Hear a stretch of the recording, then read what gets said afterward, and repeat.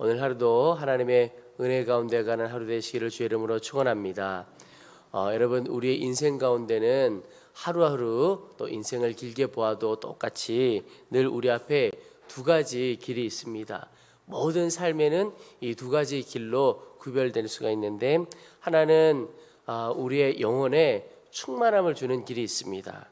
또 하나는 우리의 영혼을 영적인 가뭄으로 메마른 길로 이끌어가는 길이 있습니다. 하나님, 여러분, 오늘 하루 내가 어떤 결정을 하고 어떤 행동을 할 때 이 길이 내게 영적으로 유익하냐, 또 이 길이 나의 영혼을 충만하게 할 것이냐, 그것을 살펴보아야 합니다. 왜냐하면 모든 길은 나를 충만하게 하는 길이 있고, 또 하나는 내 심령을 메마르게 하는 길이 있다는 것입니다. 그래서 할 수 있는 대로, 사실은 할 수 있는 대로가 아니고 꼭 결정하고 가야 할 길이 내가 영적 충만함을 누리는 길로 선택하고 그 길로 가야 하는 것입니다. 가는 정도가 아니라 우리를 그 길로 내몰아야 사실 우리가 살아나게 됩니다. 이 새벽 기도만 해도 그렇죠. 오늘도 새벽 기도에 오셨는데, 이 새벽 기도 오는 일이 육체적으로는 힘든 일입니다. 아마 새벽 기도가 너무너무 쉽다, 이런 사람은 아무도 없을 것입니다. 그러나 이 새벽 기도가 육신적으로는 어려울지 몰라도 나를 영적으로 충만하게 하는 길이지요. 그래서 이 새벽 기도로 우리를 내어 몰아야 하는 것입니다. 여러분, 기도하고 예배하고 또 사랑하고 섬기는 일에 나를 내 몰아보시기 바랍니다. 대화 하나 나누는 것도 그렇습니다. 이 대화가, 누군가가 나누는 대화가 영적으로 유익하고 내 영혼을 살리는 것이냐, 아니면 오히려 내 영혼을 메마르게 하고 하나됨을 깨게 하고 마음의 분노를 오히려 더 일으키게 하고 이런 대화냐, 그러면 내가 어떤 대화를 할 것이냐 결정을 해야 하는 것입니다. 내 자신이 살고 내 자신의 영혼이 자라가는 길로 나를 내몰아 보시기를 바랍니다.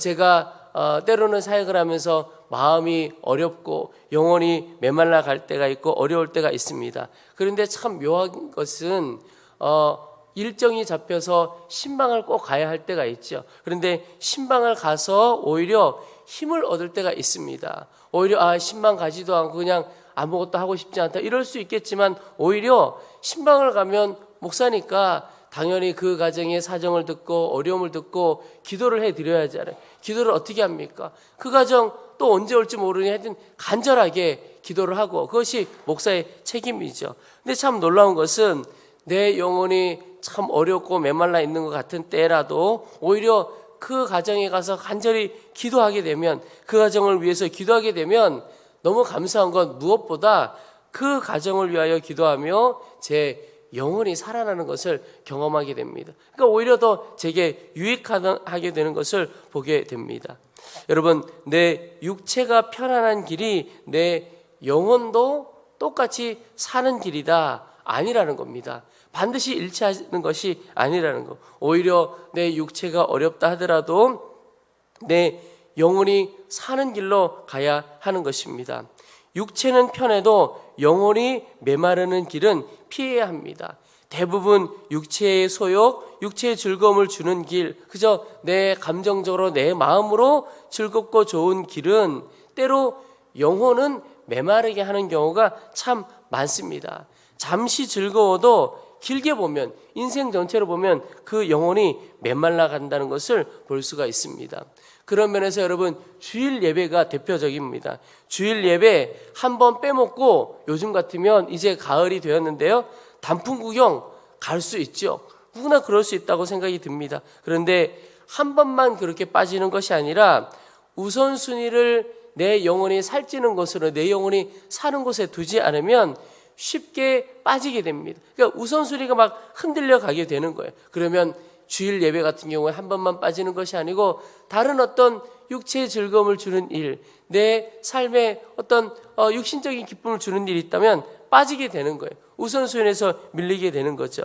그런데 여러분, 주일 예배를 쉽게 생각하고 한 번, 두 번 빠지는 생활을 해보시면 그게 결코 영혼에 유익하지 않고 영적으로 메말라 버리고 약한 자가 되어집니다.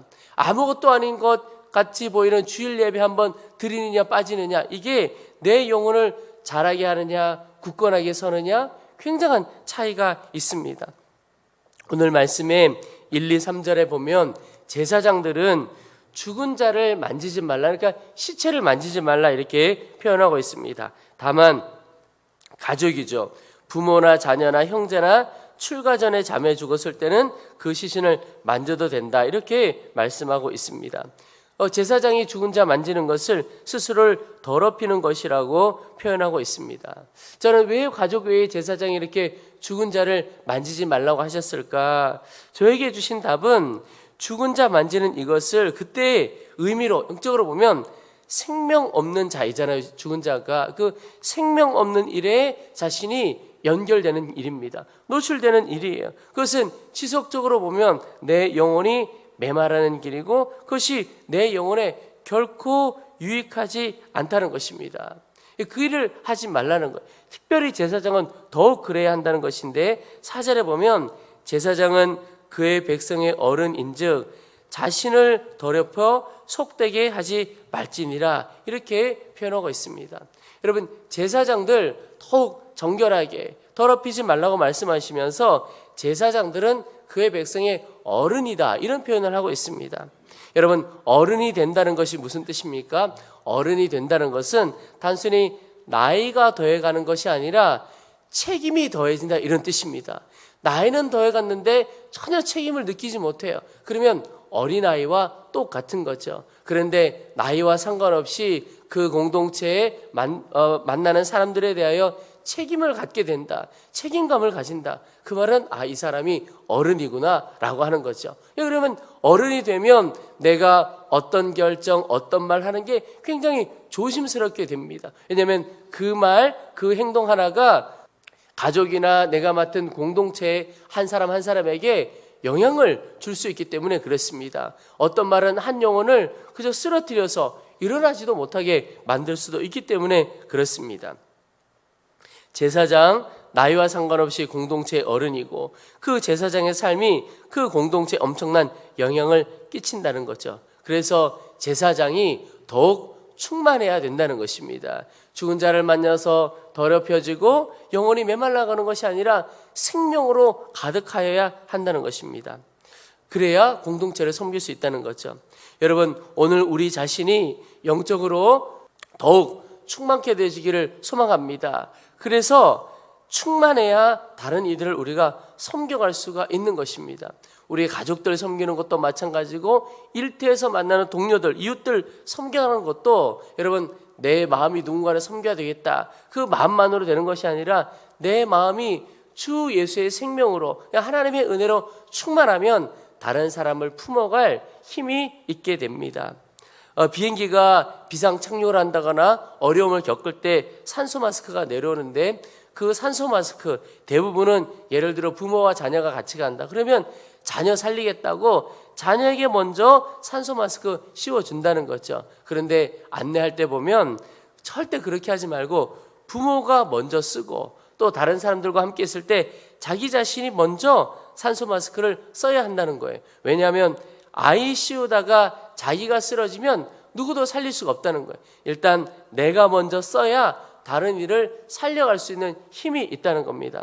영적으로 보면 내가 주 예수 안에 굳건히 서 있고 내가 충만해야 다른 이들도 살리고 섬겨갈 수 있다는 것을 보게 됩니다.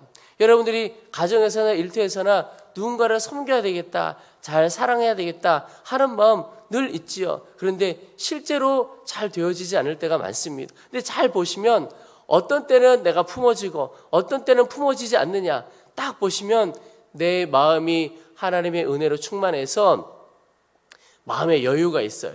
누군가를 품어낼 수 있는 그릇으로 내 영혼의 그릇이 커졌어요. 그러면 넉넉하게 품어냅니다. 누가 좀 짜증스러운 말을 하고 분노를 내어도 왜 그러세요? 이러면서 웃으면서 품을 수가 있는 겁니다. 그런데 내 영혼의 그릇이 작아져 있으면 말하자면 내 영혼이 날카로워져 있는 거죠. 누군가가 내 영혼을 건드리기만 해도 같이 똑같이 날카롭게 반응하죠. 품어낼 수 없고 오히려 다른 사람을 찌르게 됩니다. 여러분 오늘 5절, 6절, 7절에 보시면 제사장들은 머리털을 깎아 대머리 같게 하지 말며 자기의 수염 양쪽을 깎지 말며 살을 베지 말고 그들의 하나님께 대하여 거룩하고 그들의 하나님의 이름을 욕되게 하지 말 것이며 그들은 여호와의 화제 곧 그들의 하나님의 음식을 드리는 자인즉 거룩할 것이라. 그들은 부정한 창녀나 이혼당한 여인을 취하지 말지니 이는 그가 여호와 하나님께 거룩함이니라. 이런 표현이 나옵니다. 일상의 삶에서도 나오는데 이것은 바로 여기 5절, 6절, 7절 나와 있던 이 삶들은 바로 이방인의 풍속들이었습니다. 오늘 5절에 나와 있고 7절에 나와 있는 이런 일들, 그러니까 하나님은 제사장들이 특별히 이방인의 풍속을 따르지 말라는 겁니다. 이스라엘 백성들도 마찬가지지만 제사장, 특별히 제사장, 세상의 풍속 따르지 말라. 세상을 따르는 것이 결국은 내 영혼을 갉아먹는 일이라는 겁니다. 그래서 여러분, 세상이 이렇게 우르르 흘러가는 흐름에 잘 눈을 뜨고 봐야 되고 깨어서 보아야 하는 것입니다. 이 일이 정말 그냥 사람들 다 가는 거지만 이게 정말 내 영혼이 사는 길이냐. 여러분, 다 옳아 보이는 길 같아도 내 영혼이 살아나느냐 죽느냐 함께 봐야 합니다. 어떤 분노하는 일 같이 내가 끼어가다 보면 나도 모르게 분노가 가득하게 되는 거예요. 그러면 내 영혼은 메말라 버리게 되는 거죠. 여러분, 속지 말아야 하는데 세계적인 음료 회사의 판매 전략을 보니까 그렇더라고요. 처음에는 어느 지역에 가서 이 지역에서 좀 팔아야 되겠다 그러면 막 공짜로 막 나눠주는 겁니다. 마셔보라고 하고 막 이렇게 해보라고 하고. 그런데 그것에 사람들이 막 길들여가는 어느 시점에 어느 순간인가 자 이제부터 돈 내고 마시세요. 그러면 사람들이 그 맛에 길들여져서 돈 낼 수밖에 없다는, 그 이전에 그거 없이도 잘 살아왔는데 길들여져 버리니까 그냥 거기에 매여 버리는 거죠. 제가 보니까 사단의 전력도 이와 비슷하다 하는 생각을 갖습니다. 처음에는요 먹음직도 하고 보암직도하게 우리에게 다가오는 거예요. 세상이 그렇게 보이는 겁니다. 아무런 문제 없어 보이고 이것 좀 한다고 무슨 문제가 있겠어? 이렇게 생각을 하게 되는 겁니다. 그런데 어느 순간 내 영혼이 무너져 버리고 내 영혼이 빼앗겨 버리는 순간이 온다는 것입니다. 그래서 아무것도 아닌 것 같지만 깨어서 이 세상 풍조를 잘 볼 수 있어야 한다는 겁니다. 그냥 세상의 흐름에 같이 따라가면 안 되는 것이죠. 세상의 풍조를 따라가는 순간 영적인 힘을 잃어버리고 누군가를 섬겨갈 수 있는 영적 권위도 다 잃게 되는 겁니다. 여러분, 오늘 이 아침에 하나님 오늘 온종일 하루를 살아갈 때 또 일생을 살아갈 때도 마찬가지인데 내가 대화하는 것, 만나는 것, 또 말하고 행동하는 것 모든 것을 잘 분별하도록 도와주옵소서. 내 영혼이 마르는 길이 아니라 내 영혼이 충만한 길로 가게 하셔서 다른 사람도 능히 섬겨갈 수 있도록 도와주옵소서. 그렇게 함께 기도하기를 원합니다. 또 하나 오늘 말씀을 보다 보면 하나님께서 특별히 제사장들에게 가정의 거룩함을 지킬 것에 대해서 말씀하고 있습니다. 7절에 그들은 부정한 창녀나 이혼당한 여인을 취하지 말지니 이는 그가 여호와 하나님께 거룩함이니라. 부부 안의 거룩함을 말씀하고 계시고 9절에도 어떤 제사장의 딸이든지 행음하여 자신을 속되게 하면 그의 아버지를 속되게 함이니 그를 불살을 지니라. 여러분, 특별히 9절 말씀은 좀 무서운 말씀입니다. 자녀들이 어떠냐에 따라 제사장에게 있어서 치명적인 이런 흠이 될 수가 있다는 거죠. 아버지를 속되게 한다는 거죠. 그래서 그 자녀를 불살라 버릴 때까지 그런 지경까지 이르도록 부모를 정결하게 제사장을 정결하게 해야 된다는 것입니다. 여러분, 자녀의 거룩함은 하나님을 높이는 일입니다. 자녀의 거룩함이 부모의 거룩함이 되고 부모의 거룩함이 하나님의 이름을 높여드리는 일이 되는 것입니다. 반대도 마찬가지입니다. 자녀의 죄악이 부모를 더럽히고 그 부모의 죄악이 하나님의 이름을 욕되게 하는 거죠. 그래서 심지어 하나님께서 행음한 딸을 불살을 할 것까지 말씀하고 계십니다. 하나님은 가정이 흠이 없이 거룩하기를 원하신다는 것이죠. 여러분, 가정 안에서 거룩함을 지켜야 합니다. 왜냐하면 가정의 주인이 하나님이시기 때문에 그렇습니다. 그런데 이 가정의 거룩함, 한 가족 한 사람 한 사람이 거룩함을 지킬 수 있는 것은 가정의 주인이시고 내 인생의 주인이신 하나님을 바라보며 살아갈 때 가능합니다. 여러분, 우리 자신을 영적인 충만함의 길로 몰아넣는 것처럼 매 순간 가족 한 사람 우리 한 사람 한 사람이 하나님을 의식하고 하나님을 바라보며 살 때 거룩함이 우리 가운데 부어집니다. 여러분, 우리 스스로는 절대 거룩하지 않고 우리 안에서 거룩함이 나오는 것이 아니고 하나님으로부터 거룩함이 우리 가운데 흘러옵니다. 그 말은 하나님과 연결되어 있고 하나님을 바라보게 될 때 거룩함이 부어지게 됩니다. 그럴 때에 우리가 은혜의 통로로, 은혜의 도구로 쓰임받을 수 있게 되는 것이죠. 그것이 하나님의 뜻입니다. 우리는 하나님께서 우리에게 원하시는 것은 우리 한 사람 그저 잘 먹고 평안하게 지내는 것이 아니라 우리를 통하여 다른 이들을 살리고 일으켜내는 은혜의 통로로 쓰임받기를 원하십니다. 그 뜻을 이루려면 우리 자신이 거룩해야 하는 것이죠. 주님을 온전히 바라볼 때 거룩하고 주의 뜻대로 쓰임받을 수 있습니다.